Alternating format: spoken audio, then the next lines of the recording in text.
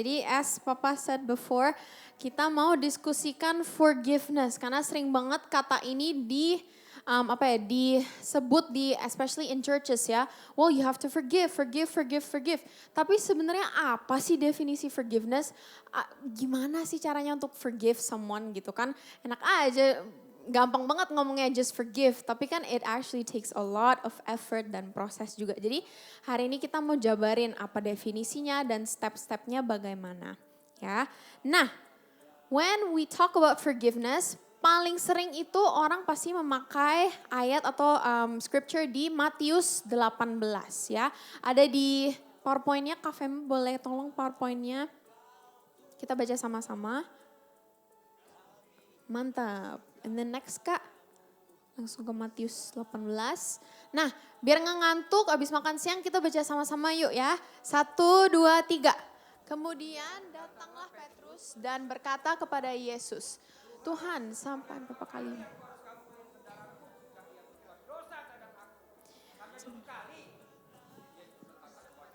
Bukan, aku berkata kepadamu, bukan sampai 7 kali, melainkan sampai 70 kali 7 kali. Nah ini siapa yang pernah dengar this verse before? Pasti kita semua pernah dengar ya. Nah, I have a question yang aku sempat penasaran. Boleh klik next Kak? Nah, kenapa sih Tuhan memilih angka 70 berapa tuh? 70 kali 7. Ada yang pernah penasaran nggak? Atau ada yang mau menebak nggak? Di Alkitab, where else in the Bible di mana Tuhan pernah memakai 70 kali 7? Betul, di mana Kak? Ada yang tahu? Betul. Wih, pinter sekali nih Bapak Jupiter Fortissimo ini, aduh luar biasa, udah pergi bapaknya. Nah, betul sekali. The only other time di mana angka ini dipakai di Alkitab adalah di Kejadian. Klik next, Kak. Kejadian 4 ayat 23, 24. Again, biar nggak ngantuk kita baca sama-sama. 1, 2, 3. Lamek berkata, aku telah membunuh seorang laki-laki karena ia melukai aku. Membunuh seorang muda karena ia memukul aku sampai bengkak. Sebab jika Kain harus dibalaskan 7 kali lipat, maka Lamek 77 kali lipat. Nah, this is the only other time di mana angka ini dipakai. Jadi kenapa sih Tuhan mau refer, jadi saat Tuhan itu pakai angka ini, dia tuh lagi pengen ngingetin disciples, nih kamu inget gak? The only other time di mana angka ini pernah muncul tuh di sini. Jadi nah kalau kita study this verse, si Lamek ini membunuh seseorang pas dia dilukain. Dan dia membunuh seorang karena ia dipukul. Nah ada pertanyaan, menurut Bapak Ibu di sini itu sepadan gak sih punishmentnya? Dia pertama dilukain, terus dia balasnya membunuh. Dia dipukul, balasnya membunuh. Sepadan gak? Enggak, kan? Karena, boleh klik next Kak Fema. Jadi saat seseorang itu terlelap dalam amarahnya, dalam bitterness, seringkali it's no longer about justice, tapi about revenge. Sama seperti Lamek, saking dia penuh amarah, bukan lagi tentang I wanna make sure justice, tapi dia udah penuh amarah, ada orang nyakitin dikit, bunuh. Makanya dia bilang 77 kali lipat. Kenapa Tuhan pakai angka ini? That's the answer. The extent to which Lamek was filled with revenge is the extent to which God calls us to be filled with mercy. Sejauh mana Lamek itu dipenuhi oleh amarah dia, itulah sejauh mana Tuhan mau kita dipenuhi oleh belas kasihan dan mercy untuk mengampuni orang lain. That's why Tuhan pakai verse ini, angka itu. Sampai sini mengerti semuanya ya? Oke, jadi it seems like forgiveness adalah hal yang sangat penting bagi Tuhan ya. Sampai Tuhan bilang, well kamu ingat Lamek? That's how much I want you to forgive people. Nah, melanjutin Matius 18, boleh diklik next Kak. Kita baca lagi yuk selanjutnya. Kan kita kalau baca Alkitab harus penting banget in context ya. Jadi yuk kita baca sama-sama. 3, 2, 1. Sebab hal kerajaan surga seumpama seorang raja yang hendak mengadakan perhitungan dengan hamba-hambanya. Setelah ia mulai mengadakan perhitungan itu, dihadapkanlah kepadanya seorang yang berhutang 10.000 talenta. Tetapi karena orang itu tidak mampu melunaskan hutangnya, raja itu memerintahkan supaya beserta anak istrinya dan segala miliknya untuk pembayar hutangnya. Sepadan gak nih punishmentnya? Oke, pause dulu ya. Maka sujudlah hamba itu menyembah dia, katanya, sabarlah dahulu, segala hutangku akan ku lunaskan. Lalu tergeraklah hati raja itu oleh belas kasihan akan hamba itu sehingga ia membebaskannya dan menghapuskan utangnya. Oke, hambanya ini utang berapa duit? Ada yang tahu nggak 1 talenta itu harus kerja berapa tahun? Klik next Kak Fem. 1 talenta is 200 years worth of wage. 1 talenta tuh kerja kita 20 tahun. Jadi 1 talenta tuh 20 kali berapa tuh? 100 ya tadi ya? 10.000. Jadi, sorry ya, math saya tidak bagus. 10.000 talenta tuh 200.000 tahun bekerja. Tuhan pakai umpama ini. Jadi raja lend his money sebanyak 200.000 tahun bekerja. Dan makanya sebenarnya kalau punishmentnya nggak bisa bayar itu dimasukin anak istrinya masukin apa ya tadi ya? Dijual. Karena zaman dahulu sistemnya konteks again historical context is very important. Kalau orang itu tidak bisa membayar hutang, mereka harus jadi slave zaman dahulu untuk membayar hutang mereka. Jadi sebenarnya apakah punishment ini sepadan? Sepadan. Utangnya 200.000 tahun kerja gitu. Jadi ya sepadan ya kan. Tapi dia tergerak oleh belas kasihan. Nah kita tahu semuanya ceritanya, boleh klik next Kak. Aku baca yang 28 terus kalian 29, kita ganti-gantian ya. Tetapi ketika hamba itu keluar, ia bertemu dengan seorang hamba yang lain yang berhutang 100 dinar kepadanya. Ia menangkap dan mencekik kawannya itu, katanya, bayar hutangmu. 29 silakan. Maka sujudlah kawannya itu dan memohon kepadanya, sabarlah dulu, hutangku akan kulunaskan. Tetapi ia menolak dan menyerahkan kawannya itu ke dalam penjara sampai dilunaskannya hutangnya.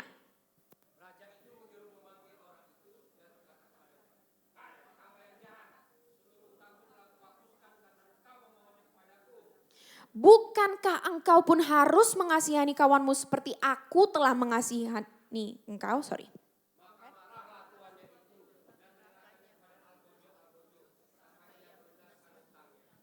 Maka Bapakku yang di surga akan berbuat demikian juga terhadap kamu apabila kamu masing-masing tidak mengampuni saudaramu dengan segenap hatimu. Nah, kalau tadi adalah 10.000 talenta, ini berapa teman-teman? Ada yang tahu 1 dinar itu kerjanya berapa lama? Betul sekali, boleh klik next Kak. 1 dinar itu 1 day worth of wage, jadi hamba yang kedua ini cuma utang 100 hari kerja. Wage, ya 3 bulanan kerja. Hah, nggak equal banget ya. Dia udah diampunin dari utangnya yang 200.000 tahun kerja. Dan lalu yang ini cuma utang 3 bulan tapi nggak dimaafkan. Jadi klik next Kak, apa sih yang kita bisa pelajari dari sini? Notes from Matthew 18, boleh klik next Kak. Sometimes kita bisa lupa bagaimana kita bisa berbelas kasihan kepada orang saat kita lupa betapa Tuhan telah berbelas kasihan dahulu kepada kita. We forget how to be gracious, we forget how to be kind, how to be patient. Boleh that word bisa di-replace sama apa aja. We forget how to love. Saat kita lupa how much God has loved us, how much God has forgiven us. Masuk akal ya. Hamba yang pertama tuh lupa betapa besar hutangnya yang telah diampuni. Makanya itu dia sulit kayaknya untuk mengampuni yang lainnya. Dia lupa. Kita tuh orang yang sangat pelupa. Jadi saat kita struggle with pengampunan, kita ingat betapa besarnya hutang kita yang Tuhan udah ampunin. Klik next Kak. Hutang 10.000 talenta itu lebih besar dari 100 dinar. 10.000 talenta tuh kayak kita utang sama Tuhan. Ya kan? Dosa kita yang ditanggung di kayu salib itulah hutang kita. Of course kita jadi bisa untuk memaafkan orang lain saat kita ingat betapa besar hutang kita yang Tuhan telah maafkan. Boleh klik next Kak. Nah, yang Yesus juga ajarkan dari notes ini adalah Tuhan Yesus mau kita memaafkan orang karena kita sudah dibebaskan olehnya. Bukan supaya kita dibebaskan, tapi karena kita dahulu sudah dibebaskan oleh Dia. That's where kekuatan untuk memaafkan orang tuh, that's where it comes from. Bukan dari kekuatan kita sendiri. Ya, masuk akal sampai sini? And then click next, Kak. Jadi, dan ini yang poin yang very very interesting. Unforgiveness membuat kita tidak masuk akal, irasional, penuh amarah dan rugi. Hamba tadi karena dia nggak mau bayar, di penjara. Gimana utangnya mau dibayar kalau dia di penjara? Gak masuk akal kan sebenarnya? Rugi dia sebenarnya. Jadi saat kita memendam amarah, memendam apalagi ya mah, bitterness, sebenarnya kita yang rugi. Udah kita illogical dan kita yang rugi sebenarnya. Sampai sini understood ya? Oke. Nah, kita next juga di Matius 18 kita lanjutin, kita actually go up a few verses. Gantian lagi ya. Apabila saudaramu berbuat dosa, tegurlah dia di bawah 4 mata. Jika ia mendengarkan nasihatmu, engkau telah mendapatkannya kembali. Jika ia tidak mendengarkan engkau, bawalah seorang atau 2 orang lagi, supaya atas keterangan 2 atau 3 saksi, perkara itu tidak disangsikan. Jika ia tidak mau mendengarkan mereka, sampaikanlah soalnya kepada jemaat. Dan jika ia tidak mau juga mendengarkan jemaat, pandanglah dia sebagai seorang yang tidak mengenal Allah atau seorang pemungut cukai. Tuhan tuh baik ya, jadi di satu scripture yang sama Matius 18, dia bukan hanya menjelaskan, well kamu harus memaafkan orang 77 kali lipat, tapi dia jelaskan stepnya seperti apa di Matius 18 ini juga. Boleh klik next Kak? Dan kata mendengar, setiap kali kita dengar kata dengar di Alkitab itu nggak pernah bersifat pasif, selalu aktif. Jadi di sini saat Tuhan bilang mendengarkan, artinya orang itu tuh benar-benar say sorry, sadar akan salahnya, dan dia merubah perilaku dia. Ya, nah ini ditangkap di otak dulu. Saya akan jelaskan maksudnya apa, kenapa saya pakai ayat ini. Sebab I believe there are so many stigma dan mitos tentang forgiveness nowadays. Jadi sebelum kita definisikan apa itu forgiveness, mari kita sama-sama definisikan what forgiveness is not. Oke, klik next Kak. Forgiveness is not, boleh next Kak. Mengabaikan atau melupakan, dan forgiveness bukan membenarkan atau memaklumi. Buktinya di Matius 18 yang baru aja kita baca, saudaranya diapain? Ditegur. Ya kan? Ditegur 4 mata. Berarti gak diabaikan dong. Berarti gak dilupakan. Ya kan? Karena orang ada pertanggungjawaban. So forgiving is not forgetting. Karena kita juga gak bisa melupakan. Ya kan? Dan forgiveness is not membenarkan atau memaklumi. Buktinya ditegur. Berarti saat kita encourage orang untuk forgive, we're not saying, oh kamu gak apa-apa kok, itu ditolerate aja, itu gak apa-apa, just forgive. Enggak, orang Tuhan Yesus saja bilang tegurlah dia. Next, forgiveness juga bukan mentoleransi atau membiarkan penyalahgunaan berlanjut, atau it's not letting abuse continue. Buktinya kalau orang yang tadi itu pertama ditegur 4 mata, lalu ditegur bawa 2 saksi, lalu di jemaat. Berarti itu ada a sense of community enggak? Ya kan? Dan kalau masalahnya sudah dibukakan ke komunitas, berarti ada sense of safety. Karena sekarang bukan hanya orang itu yang abuse yang tahu. Sekarang orang-orang tahu dan orang-orang juga pastinya akan melindungi orang ini. Jadi again, forgiveness tuh bukan letting abuse continue. Ya, jadi the Bible is so great. It explains really well. Click next, Kak. Forgiveness is also not, atau aku bisa bacain ya. Forgiveness itu juga bukan, nah ini yang besar, yang banyak sekali orang zaman sekarang masih gak ngeh mungkin ya. Masih abu-abu, benar sih Kak, I like that word. Forgiveness itu bukan reconciliation atau restoration, bukan kembali seperti keadaan sebelum semuanya terjadi, dan bukan membiarkan pelaku bebas dari konsekuensi. Karena again, tadi lihat gak di ayat sebelumnya, kalau orang yang gak mau dengerin, diapain? Boleh back gak Kak? Pertama, kan kalau gak mau dengerin bawa orang lagi, terus bawa orang lagi. Terakhir apa? Jika ia tidak mau juga mendengarkan jemaat, pandanglah dia sebagai seorang yang tidak mengenal Allah atau seorang pemungut cukai. Berarti forgiveness does not mean reconciliation. Karena again kalau orang yang memang sudah keras hati gak mau ditegur, ya forgiveness yang penting kamu dari sisimu, what's in your control sudah selesai. Kalau dia gak mau berdamai dan dia gak mau berubah, again karena mendengarkan tuh aktif ya. Berarti orangnya benar-benar merubah perilaku dia. Berarti rekonsiliasi juga gak selalu harus. Ya, it's conditional instead of a command. Masuk akal nggak? Oke, nah udah jelas nggak nih? Jadi boleh klik next Kak yang tadi dijabarin aja. Ini udah nangkap semuanya ya. What forgiveness is not. Nah, aku aja lupa habis ini apa. Nah, kita lanjut lagi ke Matius 5. Buktinya apa sih kalau forgiveness is not reconciliation? Ada di Matius 5 ayat 39. Tetapi aku berkata kepadamu, ini semua orang juga pasti pernah dengar ya, janganlah kamu melawan orang yang berbuat jahat kepadamu, melainkan siapapun yang menampar pipi kananmu, berilah juga kepadanya pipi kirimu. Nah, coba kita bayangin deh, ini mungkin aku bisa ilustrasi kali ya, Kak Jos kali ya. Kak Jos. Kudus. Tante Juli deh, boleh Tante Juli. Nah. Kali ini kebalik, aku yang nampar dia. Waduh, silakanlah atur. Nah, sebentar, nih, jadi ini konteksnya adalah kalau orang nampar tuh harus biasanya berhadapan kan. Jadi Tante Julia, siapa yang mau nampar nih? Nah, Tante, kita baca ya. Janganlah kamu melawan orang, tadi tulisannya, yang berbuat jahat, salah. Yang siapapun yang menampar pipi kananmu. Pertama yang kanan. Oke Kak Jos, semuanya boleh touch your right cheek, pipi kanan. Oke. Kalau ada orang di hadapan kalian yang menampar pipi kanan, biasa namparnya gimana dong? Atau kalau tetap kalian pakai right hand? Tadi ada yang benar Om. Gimana Om? Betul. Pakai.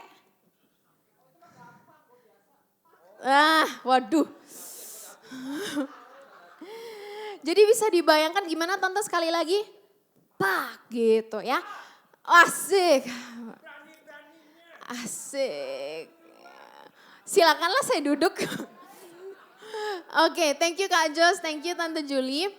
Jadi konteksnya, historical konteksnya adalah mereka memakai tangan belakang. Artinya apa itu? Boleh klik next Kak. Yes. Klik next Kak. Aku bisa bacain juga. Historical konteksnya adalah tamparan belakang tangan ke pipi kanan adalah bentuk penghinaan untuk mempermalukan dan menegaskan superioritas. Bukan sekedar melukai fisik. Zaman dahulu tuh ada yang namanya slave owner dan slave. Kan? Saat orang mengeplek enak wis. Itulah ya. Kalau orang nge-slap dari belakang itu kayak mereka mau bilang you're lower than me. Kamu tuh lebih rendah dari aku, posisimu tuh gak level sama aku. Jadi bukan hanya mau menyakitin tapi juga mau ngerendahin. Nah, injek. Jadi kenapa Tuhan suruh kita over pipi kiri? Inilah jawabannya. Boleh klik next belum ya? Belum bisa ya Kak? Aku bacain aja ya. Boleh next sekali lagi Kak. Jadi memberi pipi kiri menyadari agresor akan kemanusiaan dan martabat orang yang dipukulnya. Ini bukan tentang membiarkan penyalahgunaan terjadi, melainkan tentang menolak balas dendam sambil tetap mengembalikan martabat. Karena sekarang dia bilang, sebelumnya kamu nampar pipi kananku, sekarang kamu boleh tapi pipi kiriku. Kalau kamu tetap nampar, I'll still take it, tapi kamu harus lihat kalau gue itu selaras sama lo. Kamu gak boleh nampar aku lagi seolah aku tuh di bawah levelmu. Jadi sebenarnya offering your left cheek itu juga sikap ini juga mengundang pihak yang menyerang untuk kembali kepada rancangan awal Tuhan bahwa kita semua berharga dan diciptakan setara. Sampai sini ngerti gak? Jadi forgiveness itu bukan hanya kita ya udahlah kita ditempeleng terus. Karena peace and justice itu harus bersamaan. keadilan. Karena tadi tuh kalau dia nempelengnya gini itu kayak nggak adil. Yang satu tinggi, yang satu di bawah. Ini udah nggak sesuai dengan desain Tuhan. Jadi saat orang bilang, oke, aku kasih sekarang pipi kiriku, kamu nggak apa-apa, aku nggak bakal balas dendam, kamu boleh tetap nempeleng aku, tapi sekarang kita kembali ke desain Tuhan awal, ke bahwa kita setara. Masuk akal nggak? Jadi forgiveness tuh bukan hanya ya udah tempeleng-tempeleng aja, enggak, boleh, aku nggak bakal balas dendam. You see me eye to eye though. Kita satu level nih. Kamu anak Tuhan, aku juga anak Tuhan. Jadi bukan mentah-mentah ambil abuse. Masuk akal ya? Jadi ini sebenarnya when we forgive someone itu juga kita membantu orang itu kembali ke desain awal Tuhan. Mungkin dia udah keenakan di superior gitu loh. Jadi kita beri pipi kiri nih, oke gak apa-apa aku gak akan balas dendam, tapi kamu ingat kita tuh setara. Tuhan juga, He loves me as much as He loves you, He values me as much as He values you. Habis itu ngerti konteksnya? Oke, jadi dari situ kita definisikan, what is forgiveness? Boleh next Kak? Forgiveness is, next, keputusan penuh belas kasih untuk melepaskan hutang seseorang yang bersalah kepada kita dan memilih untuk tidak membalas mereka. Ya, jadi ini definisi. Zaman dulu di kingdom, kita kan kingdom training juga, konteksnya tuh selalu, forgiveness tuh selalu dalam hutang. Dijelaskannya tuh dalam analogi hutang. Jadi makanya di sini saya pakai definisi yang juga ada hutangnya. Melepaskan hutang seseorang yang bersalah kepada kita dan memilih untuk tidak membalas mereka. Boleh klik next Kak? Forgiveness is letting go of the need to be the judge or to be the one in control. That's God's job, not ours. Kita juga melepaskan kemauan kita untuk harus menjadi hakim yang paling atas atau yang memegang kendali karena itu role-nya Tuhan bukan role-nya kita. Sampai sini understandable kan ya, Ma? Oke. Makasih Kak. Thank you for standing under me. Nah, sekarang nih yang part seru. Jadi kita udah jelas ya forgiveness itu apa dan what forgiveness is not. Sekarang kita masuk ke segi praktikalnya. So how do we forgive? Ya kan? How? Mantap. Oke. Nah, langsung aja yang pertama. Ini mirip banget sama yang tadi Tevi share. Pertama, kita akui dan proses perasaan kita. Klik next Kak, langsung aja. God knows and wants all of us. Tuhan tuh mau seluruh-luruhnya kita. Tuhan tuh gak mau kalau kita tuh hanya bertopeng. Tuhan tuh mau kita behind the mask juga. Kita punya Tuhan who meets people where they are. Tuhan itu tipe kayak tadi dia meet the Samaritan woman di dalam rasa malu dia. Tuhan juga mau meet us in our hurt, in our bitterness. He wants us to, pokoknya ya kamu seadanya tuh dateng loh. Gitu. So saat kita deny, sembunyikan, kubur emotions kita lagi creating distance sama Tuhan. Tuhan maunya segalanya kita. Tapi kita sering pakai topeng, I'm fine, I'm okay, bla bla bla. That creates distance. Boleh klik next Kak? Dan Tuhan tak akan pakai apa yang kita tidak serahkan padanya. Dan kita tidak bisa serahkan apa yang kita tidak ketahui atau akui. Ya kan? He will only use what we acknowledge, what we surrender gitu. Jadi kita pertama, atau langsung klik next saja Kak, it's okay. God is the creator of emotions. Tadi sempat Tevi jelasin juga. Emotions are great communicator of our values and needs. Di Yohanes 11:35 juga. Jesus wept. Jadi sebenarnya emotions itu it's such a great way. Kalau misalnya kita disakiti orang. Dan kita menangis. What value does that show? Itu sebenarnya emosi kita sedang ngomong apa sih ke kita? Kita tersakiti. Bahwa aku gak akan memperlakukan orang seperti kamu memperlakukan aku karena aku value-nya gak kayak gitu. Jadi sebenarnya perasaanmu tuh they're very great communicators. Jangan selalu langsung gak usah feel that way gitu. And boleh klik next Kak. Ini cara yang sangat praktikal. Saat Tevi praktek di sana, one of the things yang sering banget Tevi pakai itu namanya anger iceberg. Jadi ini ada psychoeducation. Biasanya kemarahan atau amarah itu hanyalah secondary emotion. anger is usually hanya tameng. Shield tuh tameng ya Maya. Jadi sebenarnya di bawah atau di balik amarah itu sebenarnya ada banyak, usually a lot of other emotions yang sebenarnya lebih spesifik dan tepat. Tapi karena orang biasanya kalau kita ngerasa malu, rejected, bla bla bla, itu kan lebih nggak enak untuk diutarakan. Jadi orang tuh lebih, udah gue marah aja. Jadi sebenarnya when someone is angry, usually ada sesuatu yang going on underneath. Benar. Masuk akal ya. Jadi misalnya kita marah nih, kita disakiti sama orang. Kita bantu orang itu atau we ask ourselves questions. Apa sih di balik amarahku nih, apa sih perasaan yang aku sedang rasakan? Misalnya aku ngerasa ditolak sama orang ini. Aku ngerasa gak dihargain. Aku ngerasa gak dilihat. Gak gak dilihat. Gak dipandang, thank you Tante Julie. Ini juga yang kanan namanya wheel of emotions. Sering, ya, sometimes kita gampang banget untuk mengidentifikasikan emotions yang ada di tengah. Fear, anger, sadness, surprise, joy, love. Tapi sebenarnya there's a lot of emotions yang lebih tepat. Kayak misalnya, oke, apa sih yang dibalik amarahmu? Misalnya kita lihat di sadness ya, aku sebenarnya lagi ngerasa guilty, aku ngerasa isolated, diasingkan, aku ngerasa grief, berduka, aku ngerasa powerless, aku gak punya perasaan itu. Karena kita cuma bisa heal something yang kita akui dulu. Ya, so we akuin dulu, we process, and bukan hanya acknowledge, kita proses emosinya. Banyak orang jago banget mengidentifikasikan emosi mereka, tapi nggak mengizinkan diri mereka untuk merasakannya. Itu juga another challenge. Tevi punya banyak klien yang, I feel sad, terus mukanya datar. I feel angry, tapi mukanya datar. Tapi do you allow yourself to nangis? To truly, this is unfair. Tevi pernah kayak suruh klienku, oke, ini ada bantal, pukul aja kayak ini lampiaskan amarahmu. I did that gitu ke bantal. Karena people don't allow themselves to feel dan akhirnya juga nggak bisa di heal kalau nggak di allow themselves to feel. Nggak bisa dilampiaskan, betul.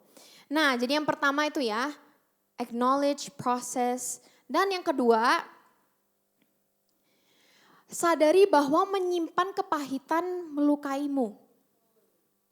Nah, mungkin kita ada diri kita sendiri atau orang lain yang mungkin kita mau bantu, how do we help them forgive. Boleh klik next. Ada beberapa pertanyaan. Again, Tuhan Yesus tuh kalau di Alkitab dia sering banget jawab pertanyaan dengan pertanyaan. Ya, questions is so powerful. The art of questioning.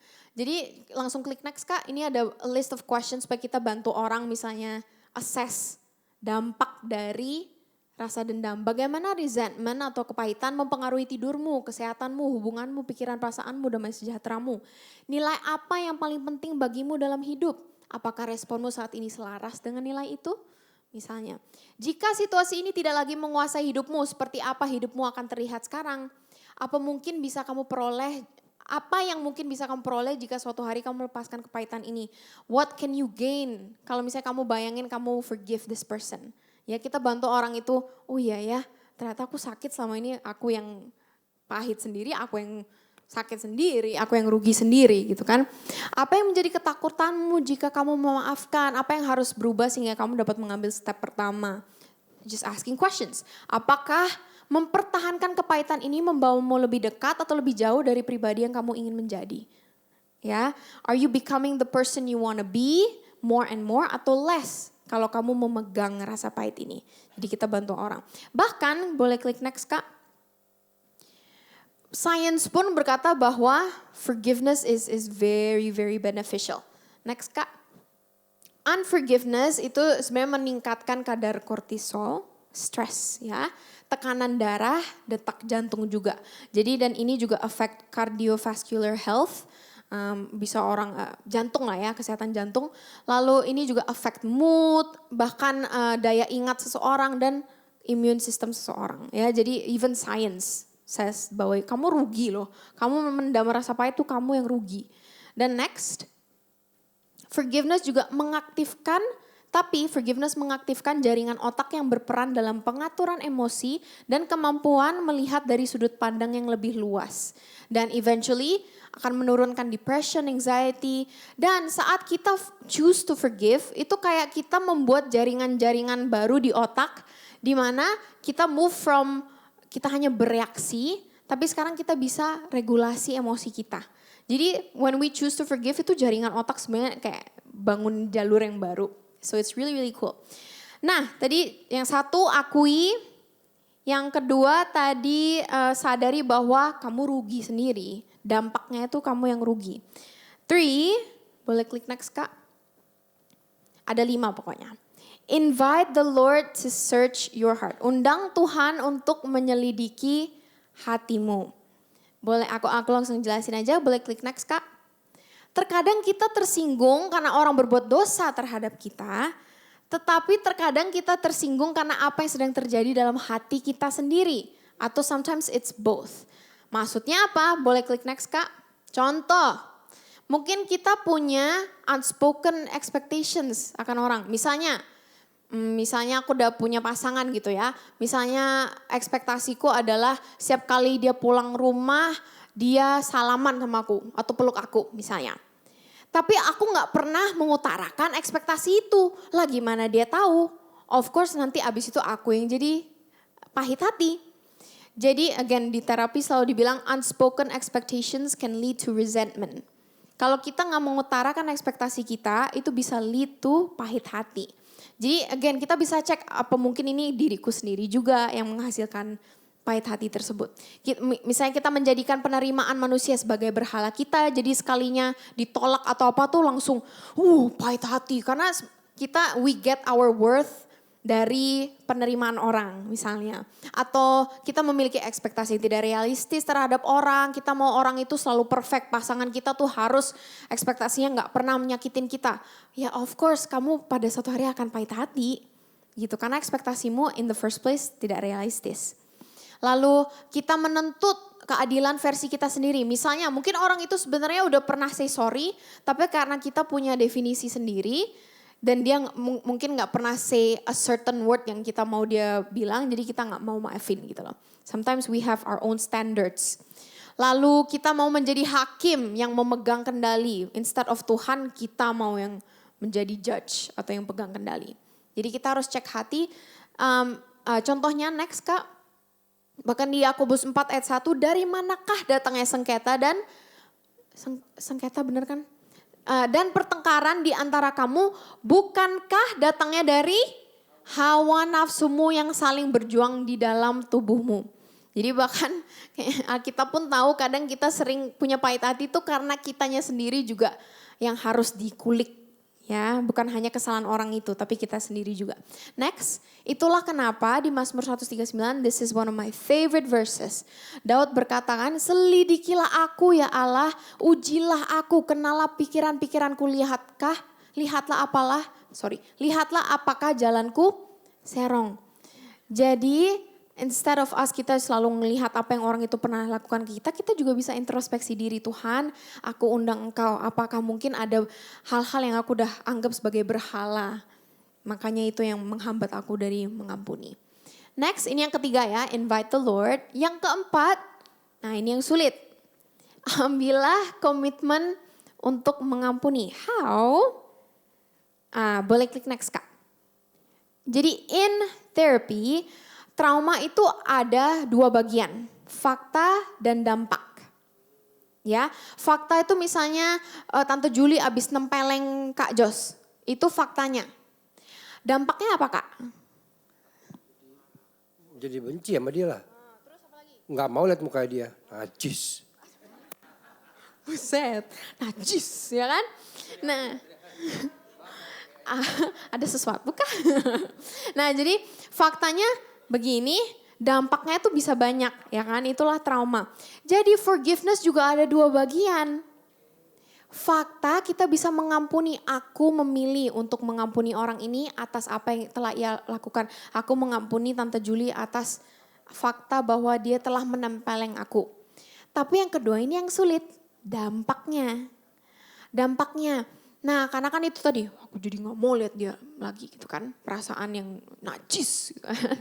Nah jadi untuk step pertama untuk kita komit, kita bilang dulu, oke, Tuhan Yesus ini memang akan memakan mungkin lebih banyak waktu, mungkin papa mama pernah nyakitin kita dan sekarang tetap nyakitin bla bla bla. Apapun yang perasaanku belum mampu lepaskan, Tuhan Yesus aku percaya darahmu akan menutupi. Just keep saying that over and over again. Karena ini memang akan take process dan time. Gitu, jadi fakta dan dampak ya. So it's okay kadang kalau kita sudah memaafkan orang dari fakta tapi dampaknya itu yang sulit. Memang itu sulit gitu. It is hard. So it's okay, take your time. Then the next one, percayalah bahwa Tuhan hakim yang utama adalah adil dan baik. Hey, kalau kamu udah pernah disakitin orang, misalnya orang tuamu, siapapun, sesama, sibling, friend. I want you to know Tuhan tahu the injustice yang telah kamu alami itu Tuhan tahu. Ya, He cares more about justice than you do. Dia lebih peduli tentang keadilan lebih dari kita peduli tentang keadilan. He is a just God. Kalau kita tersakiti, trust that He knows it dan percaya bahwa Dia adalah hakim yang adil. Jadi bukan hanya baik kalau itu memang menyakiti kita dan memang berdosa terhadap Tuhan, just know and believe bahwa Tuhan akan at the end of the day He'll count that gitu loh. Ya, so let go of the need biar kita tuh selalu harus yang menjadi hakimnya. Nah, ini yang the next one is very very very practical. Di counseling juga ada yang namanya dialectical behavioral therapy. Di mana diajari bahwa two things can be true at the same time. Terkadang di gereja tuh diajarkan kamu tuh antara udah mengampuni, kalau kamu udah mengampuni artinya kamu nggak boleh merasakan amarah sama sekali lagi. Kamu nggak boleh ngerasain kalau lihat orang itu bisa kayak nyelekit dikit. Berarti itu artinya kamu belum mengampuni sama sekali. Kayak itu very black and white, sangat bertentangan. Tapi realistically speaking, two things can be true at the same time. Kamu mungkin sudah mengambil step pertama untuk mengampuni dan kamu at the same time setiap kali ngeliat orang itu hati tuh sempet nyelekit. Aku ingat apa yang dia pernah lakuin sama aku. It's okay, that's human. Dua hal ini bisa terjadi at the same time. Tapi apa yang kita bisa lakukan? Well, again, forgiveness is a process and it is a daily decision. I don't believe forgiveness tuh hal yang kayak cuman sekali terus selesai. Enggak, setiap kali kan tadi fakta dan dampak. Mungkin fakta kita udah maafin. Setiap kali kita ketemu orang itu lagi dan hati kita sakit, that's okay, that's human. Ya udah di saat itu allow yourself, oke Tuhan, aku muncul lagi nih pahitnya. That makes sense Lord, aku manusia. Tapi at the same time Tuhan, biarlah aku serahkan perasaan ini ke my emotions to you. Help me still see this person the way you see them. Tetap bantu aku untuk tetap mengampuni orang ini. Jadi terus setiap kali ketemu orang itu kalau perasaan itu muncul, ya udah ulangi lagi prosesnya. It's okay, it's not a one time thing. Sama seperti Tuhan bilang, pikul salibku setiap hari, forgive every day too. Ya, it's a daily decision. Next. Dan ini juga praktikal banget. Melakukan sesuatu yang bermakna dengan semua energi yang telah terbangkitkan. Dari semua energi yang pernah terbangkitkan karena kita hold pahit hati itu, ya udah sekarang kita alihkan energi itu untuk sesuatu yang lebih baik. Ya kan? Jadi instead of kita mengabaikannya, kita lebih ke it's there tapi sekarang aku pakai untuk hal yang lebih baik.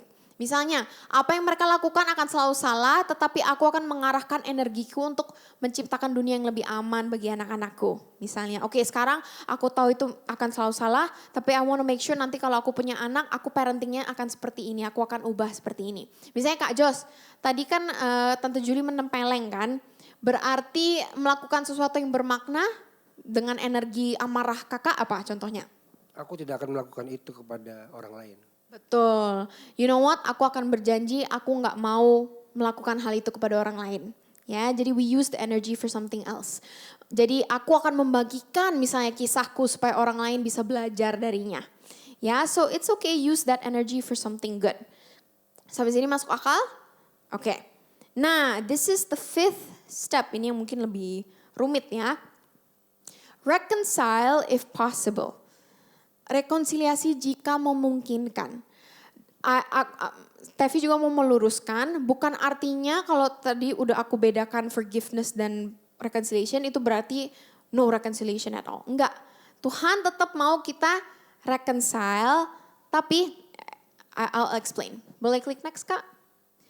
We are called to be peacemakers, bukan peacekeepers. Peacemakers, yang pembuat damai. Bukan hanya yang menjaga damai loh, pembuat damai. Iya, kita nih dipanggil Tuhan untuk menjadi aktif bukan pasif ya.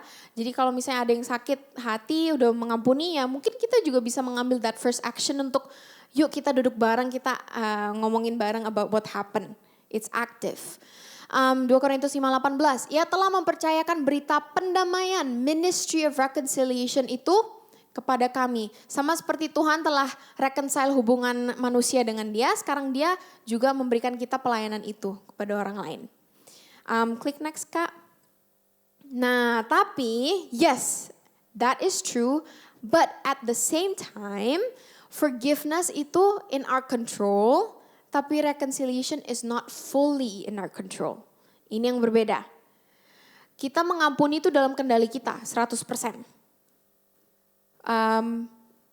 Restoring relationship tuh enggak.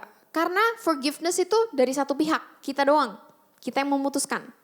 Kalau restoration dan reconciliation itu dua pihak.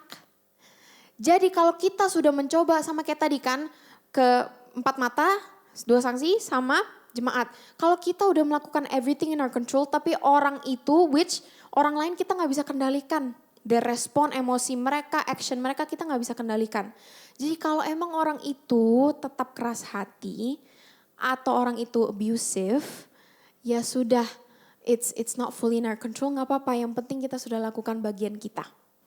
Tuhan commands us to forgive, but reconciliation is something that we fight for, but it depends, ya, itu tergantung sama orangnya. Dan reconciliation juga takes time and trust. Semua katakan time and trust. Yes, nggak bisa misalnya abis Tante Juli, pak gitu kan, terus Tante Juli oke, gue minta maaf gitu. Terus langsung besoknya sahabatan lagi, minjemin duit, bla bla bla. Nggak gitu kan? Kayak tadi misalnya contoh raja tadi di Matius 18. Setelah dia membebaskan hambanya ini, aku mikir, yes, kesalahannya itu dihapuskan, tetapi apakah raja itu akan ngasih lagi duit? Probably not. Ya, jadi again, it takes time and trust. Di counseling saya suka pakai this analogy. Di sini ada yang tahu apa itu? Jenga. Ada yang tahu Jenga nggak? Jadi kayak blocks, terus apa ya itu Kak? Kayak Jenga tuh gimana ya jelasinnya? Seharusnya ada fotonya, tapi nggak apa-apa lah. Jadi itu kayak ada blocks gitu, ada mainan, terus kita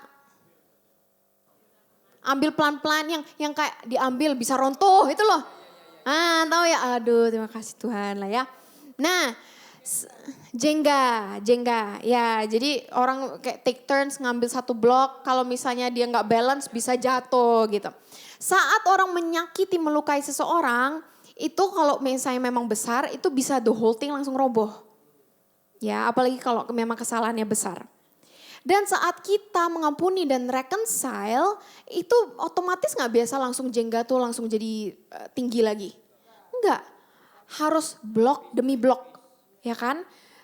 As time goes on, perilaku demi perilaku. Tante Juli misalnya minggu demi minggu gak pernah nempeleng Kak Jos lagi. Minggu demi minggu Tante Juli malah baik ke Kak Jos. Harus takes time dan takes trust juga. Ya, forgiveness, reconciliation, trust, different. Semuanya berbeda tapi saling kerjasama, but they're different. Benar nggak Kak? Pinter loh jawabannya. Pintar, saya harus belajar dari Kak Jos ini, pintar ini. Ya, so tapi at the same time juga boleh klik next Kak.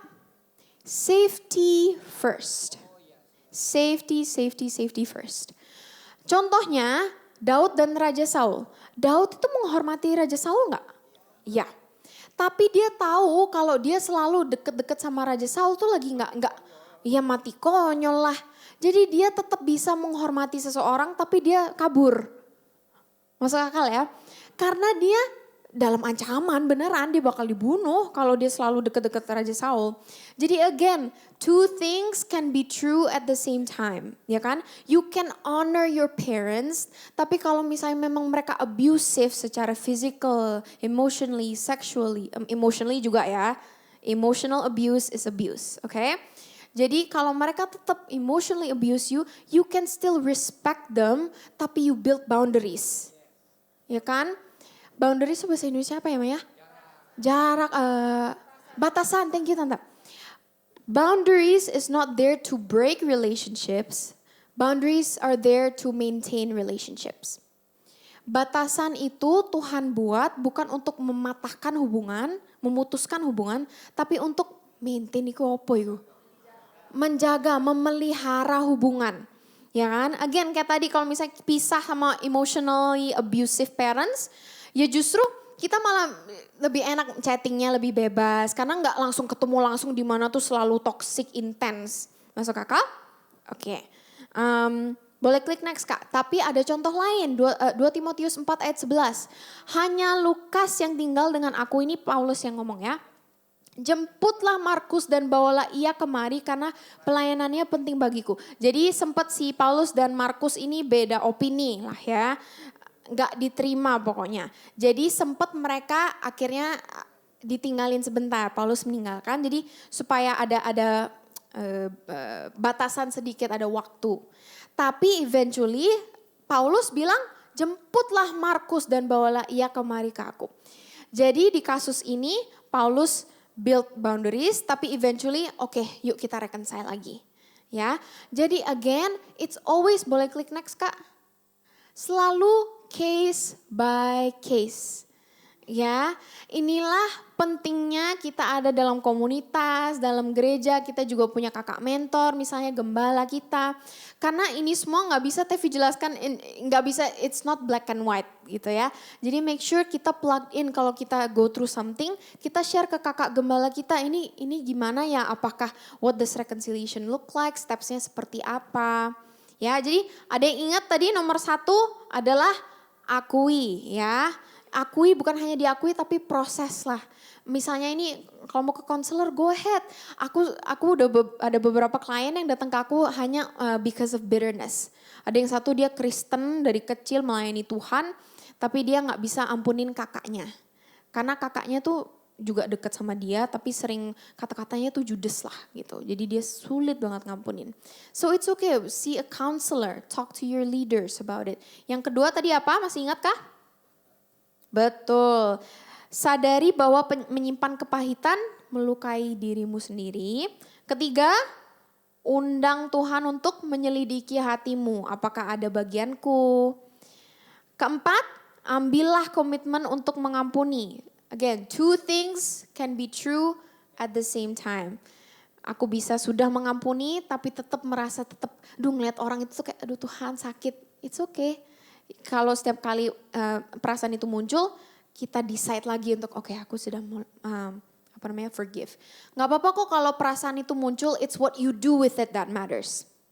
Kalau ada pikiran atau perasaan yang muncul, it's human, tapi what you do with it yang matters. Ya, apakah dengan perasaan itu kita akan benar-benar melukai orang itu atau kita tetap ya udah aku tetap baikin orang ini. Nah, itu that's what matters ya, perilaku kita.